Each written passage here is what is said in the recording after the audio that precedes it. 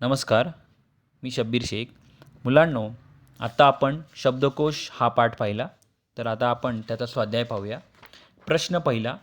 नम्रता, अंबर, आलोक, वरद, वनिता, समीर, शर्वरी, शेखर, समीरा, मानसी, माधवी हे शब्द आकार विल्हेप्रमाणे लावा. आता आकार विल्हे म्हणजे काय? तर आकार विल्हे म्हणजे अ या अक्षरापासून लावलेला क्रम म्हणजेच 12 कडीचा क्रम. आकार विल्हेप्रमाणे वरील शब्दांचा क्रम खालीलप्रमाणे येईल. तर कसा येईल? बघा, अंबर, आलोक, नम्रता, माधुरी, मानसी, वनिता, वरद, शर्वरी, शेखर, समीरा आणि समीर. आकार विल्हे म्हणजे काय?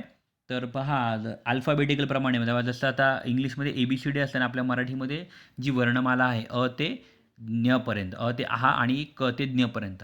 तर पहिला शब्द कोणता येणार तर त्यानुसार तो शब्द येणार. तर मग हा येणार अंबर, आलोक, म्हणून अशा प्रकारे त्याचं उत्तर आहे.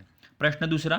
तुम्हाला पाठातील एखाद्या शब्दाचा अर्थ शोधायचा असेल तर यापुढे तुम्ही तो कसा शोधाल? उदाहरण सांगा. उदाहरण सांगा, स्पष्टीकरण द्यायचं आहे. तर बघा, मला पाठातील एखाद्या शब्दाचा अर्थ शोधायचा असेल तर यापुढे मी तो शब्द आकार विल्हेप्रमाणे शब्दकोशामध्ये शोधेल आणि नंतर त्याचा अर्थ समजून घेईल. तर उदाहरणार्थ काय? तर मला गे मायेभू या कवितेतील पांग हा शब्दाचा अर्थ शोधायचा असेल तर त्यासाठी मी शब्दकोशातील पांग या अक्षराने सुरू होणाऱ्या शब्दाच्या पानावर जाईल. नंतर शब्दकोशामध्ये क ख च्या नंतर पांग हा शब्द मला दिसेल आणि मी त्या शब्दाचा अर्थ समजून घेईल. पुढचा प्रश्न. प्रश्न तिसरा. शब्दकोशाचा तुम्हाला कळलेला अर्थ तुमच्या शब्दात सांगा. शब्दकोशामध्ये काय असतं? बघा, डिक्शनरी आहे. त्याच्यामध्ये काय असतं? शब्दांची रचना ही आकार विल्हेप्रमाणेच म्हणजेच क, का, की 12 खडीप्रमाणे केलेली असते. त्यामुळे ज्या शब्दाचा अर्थ शोधायचा असेल तो शब्द शब्दकोशामध्ये शोधणे सोपे जाते. बघा, डिक्शनरीमध्ये आपल्याला शब्द का लवकर सापडतात? कारण की ते आकार विल्हेप्रमाणे लावलेले असतात. असं होतं का क शब्द तुम्हाला म या मुळाक्षरामध्ये शोधावं लागतं का? नाही. शब्दकोशामुळे त्या शब्दाचा योग्य उच्चार, शब्दाची व्युत्पत्ती, त्या शब्दाचे समानार्थी शब्द, त्या शब्दाच्या संदर्भानुसार बदलणारे अर्थ, अर्थाचे स्पष्टीकरण करणारे वर्णन किंवा चित्र या सर्वांची माहिती मिळते. शब्दकोशामध्ये या सगळ्या गोष्टींची आपल्याला माहिती मिळते. पुढचा प्रश्न. शब्दकोशासंबंधी खालील मुद्द्यांना धरून परिच्छेद तयार करा.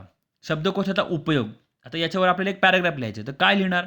शब्दकोशाचा उपयोग का करतो आपण? शब्दांचा अचूक अर्थ कळतो, शब्दांची व्युत्पत्ती लक्षात येते, शब्दांचे लिंग कळते, समानार्थी शब्द तसेच त्या शब्दापासून निर्माण झालेली म्हणी, वाक्प्रचार इत्यादींचा बोध होतो आणि हे शब्दकोशाचे काय आहेत? उपयोग आहेत. त्याच्यातला दुसरा.